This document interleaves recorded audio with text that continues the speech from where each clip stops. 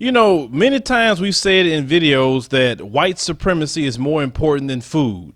These white supremacists will cut their own throat just to enact their evil racism. Now, we have a judge that was on that kick as well. He's going to tell black people they need to go back to Africa. Let's go roll the clip. Judge Mark Halsey will never oversee another criminal case in Jacksonville. The circuit court judge since 2010 submitted this one-page resignation to Governor Rick Scott this morning.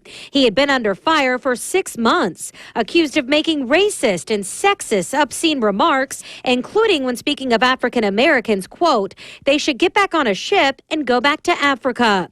He was also accused of making degrading remarks about women and forcing his staffers to care for his personal affairs and even making them work from home. Pastor Fred Newbill spearheaded the community pressure against Halsey and talked to us today. My first reaction was, wow. But then I know he saw the handwriting on the wall. And, because of not only the disparaging things he said and the other things in the courthouse, but actually during his election, he crossed the line. We also talked via Skype to the Speaker of the Florida House, Richard Corcoran, who was also involved in the congressional investigation against Halsey. Were you surprised to get his resignation letter? Pleased. Not surprised. Really? Yes, I don't think someone like that should be on the bench. It's a disservice to the people that we represent. Speaker Corcoran says he is confident Halsey was guilty of the charges and would have been impeached if it had gone that far. As for Pastor Newbill, he says it's the people of Jacksonville who are losing. So now what do we have? He's resigned. Everybody's saying fine, but it's not fine. Because now what happens is the governor makes a choice rather than the people make a choice. You know, these white supremacists love to tell us to go back to Africa.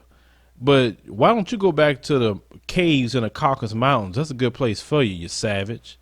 But this kind of judge is the reason why the black prison population is so high. Because how is it, if you look at the numbers, that FBI on table 43A on the 2015 stats state at the bottom that whites commit 69.7% of violent crime in America, yet they're only 30% of the prison population.